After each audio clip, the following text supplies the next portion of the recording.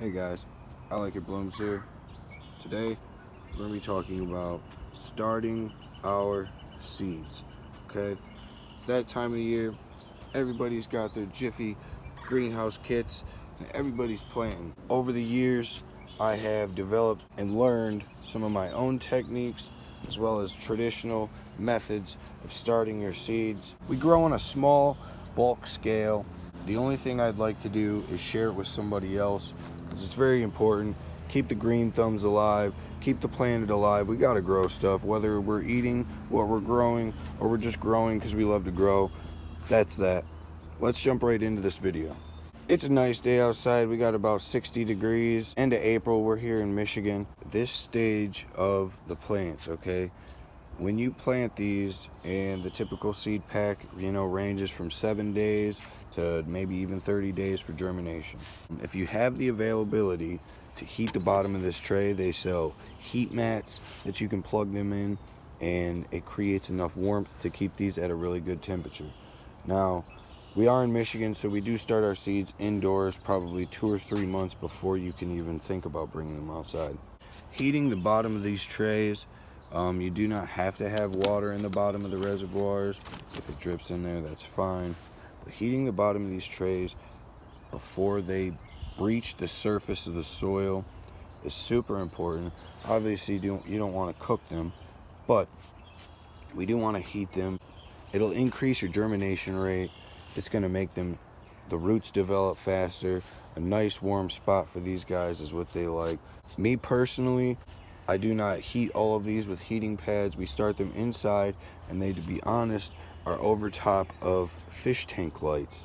And these fish tank lights, I just set the trays. I could fit a decent amount of trays over top of them, and that is basically the warmth a heating pad will do for these plants. Second, these plants start to breach the surface, okay? So right here is a perfect example, this little baby spinach right there. Second, we have maybe 75% of this tray popped up with little baby these. That's when we are going to stick it underneath our grow light. If we are growing indoors, we do not have giant greenhouse space that's heated, night and day.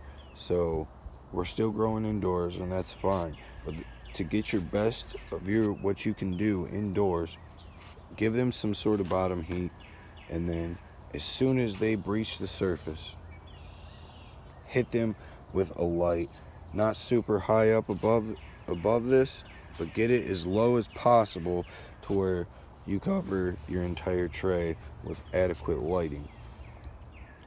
That'll make sure you're not getting tall and lengthy basil. These do not look that bad, but I would prefer these to be at least an inch closer to the soil, if not right above the soil, and having shorter stems. Shorter stem, stronger plant. So these ones, they were just heated up by the bottom tray and had no lighting. So these guys grew taller than I had wanted because I didn't put them in front of light quick enough. These basil plants, I did perfectly, in my opinion. As soon as they were about right here, majority of these guys, boom, put them right under the light. The light's probably 5-6 inches away from the plants themselves. And what did that do? Gave us some nice, short, stocky stems.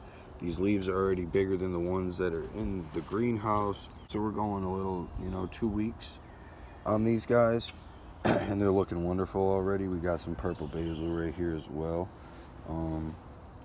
I was giving them some fresh air, but I'm going to show you real quick indoors the setup. We got the light right there, boom, clear span, maybe 4 inches away from the plants, and it has done nothing but great things for these guys. When they are resting, they're resting on this right here, which is also an aquarium light, so they're getting heated from that, You know, the plant trays that sit up here, they're getting heated and then lit from there. It's a nice little setup. It works kind of well. These guys are all still inside. I do bring them out if we have a nice day. I'll let them sit on the porch for 3 or 4 hours and get some pure, good, natural sunlight. Super important for them. The artificial light just can't do what the sun can. So one thing I do want to talk about is watering, underwatering.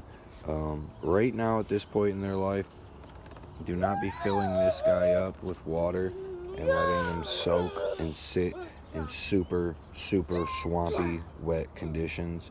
You want the soil to drain and you want it to be moist and then eventually dry out, and then you just repeat the process.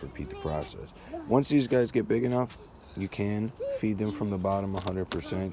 It's super easy. Just water them right there and then boom, you did your whole watering and you're not going to mess up the soil on top.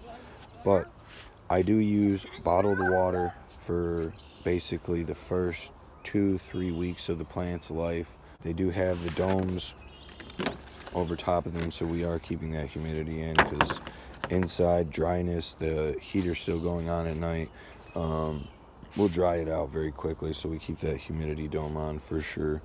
Do not start giving them any kind of nutrients. A nutrient-less soil to get them started, and then when you transplant, you can transplant into soils with nutrients and as well start feeding them.